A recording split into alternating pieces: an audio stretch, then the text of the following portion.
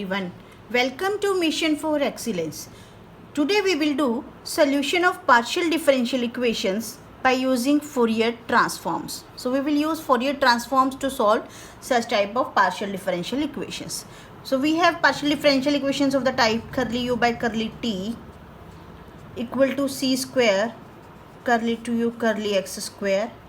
This is one dimensional, or this is also curly 2u by curly t square, c square curly 2u by curly x square, and we have two dimensional also, like curly u by curly t equal to c square curly 2u by curly x square plus curly 2u by curly y square, and so on.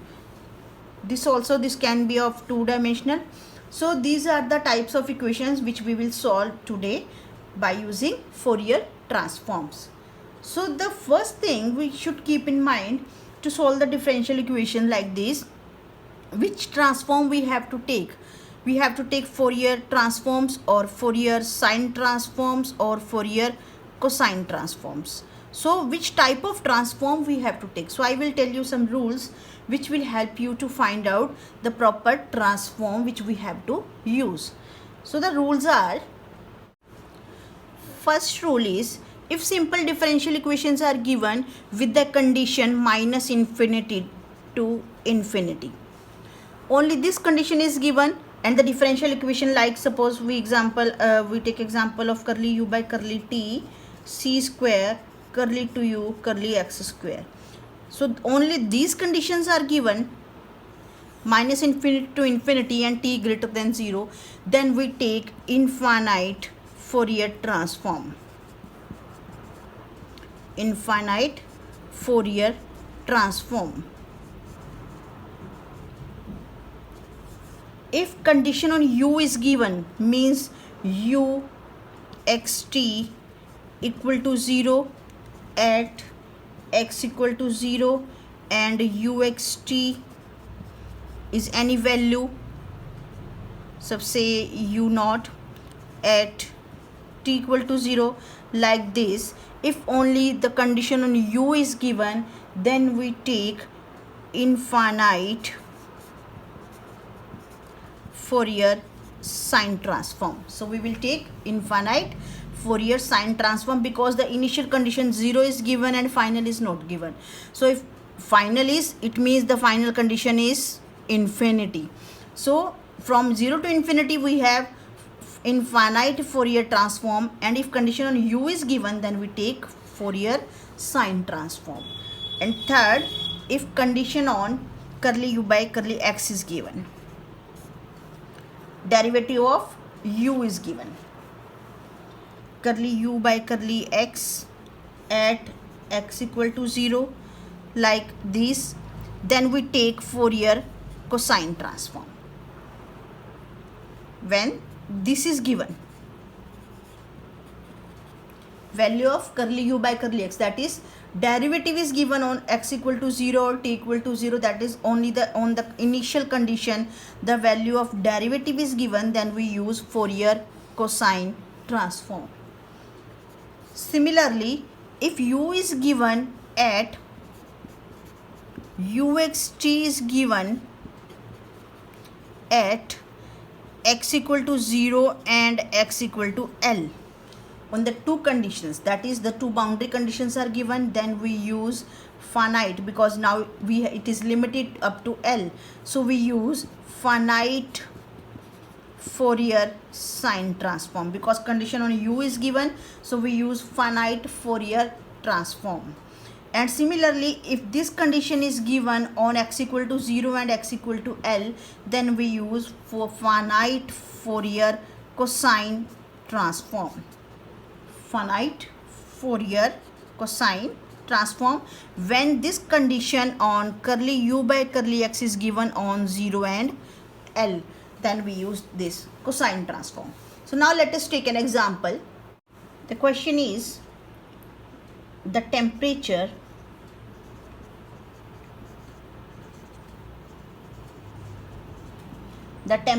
u in a semi-infinite semi-infinite rod is given by curly u by curly t equal to c square curly to u curly x square, and the limit is 0 to infinity with the conditions such that u equal to 0 when t equal to 0, x greater than 0, curly u by curly x equal to minus mu when x equal to 0, and third, curly u by curly x tend to 0 as x tend to infinity. So these are the conditions. Now see the conditions very carefully. The condition given on the derivative, that is curly u by curly x is given at x equal to 0. So condition on derivative is given and the limit is 0 to infinity. So we will take infinite Fourier cosine transform. So we use infinite Fourier cosine transform. So we will use this. So now to take the finite Fourier cosine transform, infinite Fourier cosine transform, let us multiply both sides by cos sx and then integrate between the limits 0 to infinity. So now let us take this as equation number 1. So let us multiply this curly u by curly t cos sx dx limit 0 to infinity. Both sides we will multiply by cos sx and integrate within the limit 0 to infinity. C square 0 to infinity curly to u curly x square cos sx dx. So now here the integral is with respect to x, but here the derivative is with respect to t. So we can take this derivative outside using the Leibniz rule. So it will become d by dt of 0 to infinity u cos sx dx.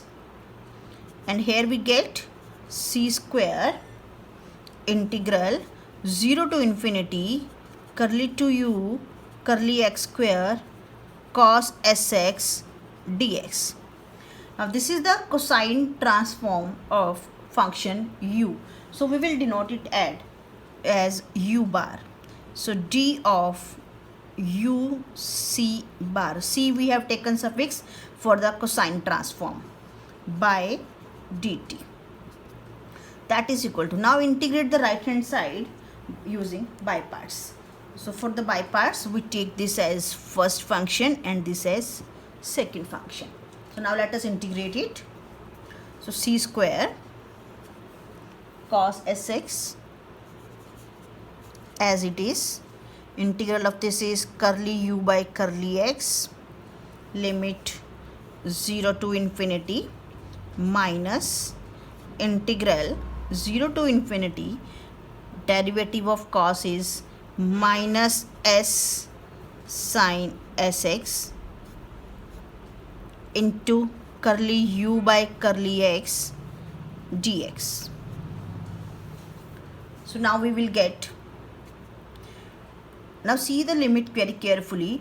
This is curly u by curly x. So curly u by curly x as from the third, curly u by curly x tend to 0 as x tend to infinity. So when you put limit infinity here, it will become 0. And when you take here 0, x equal to 0, then curly u by curly x is minus mu. So we will put this value here. So this will become c square. At infinity it will become 0, and at 0 it will become mu minus mu. Cos 0 is 1. So this is minus mu, and this is minus minus plus s integral 0 to infinity curly u by curly x sin sx dx. So again we will integrate it by parts. So this was our last result, c square u plus s curly u by curly s this. Now again integrating by parts. So let us take this as first, this as second. So this will be equal to c square mu plus s first sine sx integral of curly u by curly x is u minus integral derivative of sine sx is x cos sx into u dx limit 0 to infinity. Again now putting this value u equal to 0, the condition is given when x greater than 0, that is when x is infinity, then u will be 0. So at the infinity this will be 0, and for x equal to 0 the sign 0 will become 0. Therefore for both the limits this term will be 0 for both the limits. So we are left with only the integral.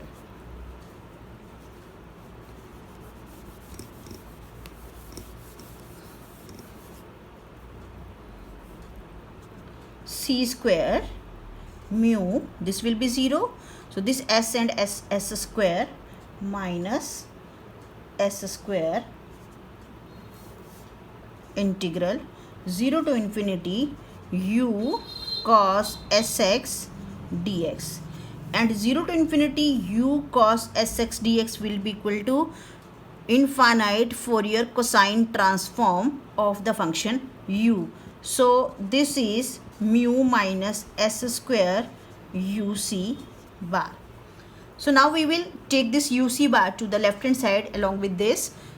So we will get duc bar by dt, this minus will become plus c square s square uc bar equal to c square mu. So this is the ordinary differential equation. Let us take this as equation number 2. This is an ODE. So we will find out first, it is of the ODE of the form dy by dx plus py equal to q. So this is the differential equation of this form, in which we find the integrating factor as e raised to power integral p dx. So now we will find the integrating factor of this equation. Let us calculate integrating factor. Integrating factor is e raised to power this c square s square dt. So this will be e raised to power c square s square integral of dt is t. This is integrating factor. So now the solution we take, solution of equation number 2 is integrating factor e raised to power c square s square t into uc bar equal to integral right hand side, that is mu c square into integrating factor e raised to power c square s square t dt plus a. A we have taken as a constant of integration. So this is constant of integration. So now let us integrate it. So we will get this as mu c square integral of e raised to power c square s square t is e upon c square s square plus a. Now from here you can see this c square is cancelled with this c square. So now we are left with this. So the solution of this is mu c will be equal to uc bar. We take this to the right hand side, e raised to power this, so it will become mu by s square, this will be cancelled, and this will become a into e raised to power minus c square s square t. So this is the solution. So let us take this as equation number 3. Now we have to find out the value of constant a using the conditions. The 3 conditions were given, condition 1, 2 and 3. So now it is given that ux0 equal to 0. From the first condition, when t equal to 0, the u is 0. So we take here, this implies uc bar at s0 will also be 0. So we use this condition here. So uc bar is 0, mu by s square, we take t equal to 0, so e raised to power 0 is 1 plus a. From here we get the value of a as minus mu by s square. This is the value of a. So put this value of a in this equation number 3. Putting in equation number 3, so uc bar will become mu by s square minus mu by s square e raised to power minus c square s square t, or we can say mu by s square 1 minus e raised to power minus c square s square t. This is the value of uc bar. uc bar means we have here Fourier cosine transform. So now let us take inverse Fourier cosine transform. So take inverse Fourier cosine transform. We have here it will become uxt, and here by the definition of Fourier inverse 2 by pi integral 0 to infinity mu by s square 1 minus e raised to power minus c square s square t, this function into cos sx, and integral is with respect to s. So this is the value of uxt by using the Fourier cosine transform. This is the solution of the given differential equation. Hope you like the video. If you find it useful, then please like, share and comment.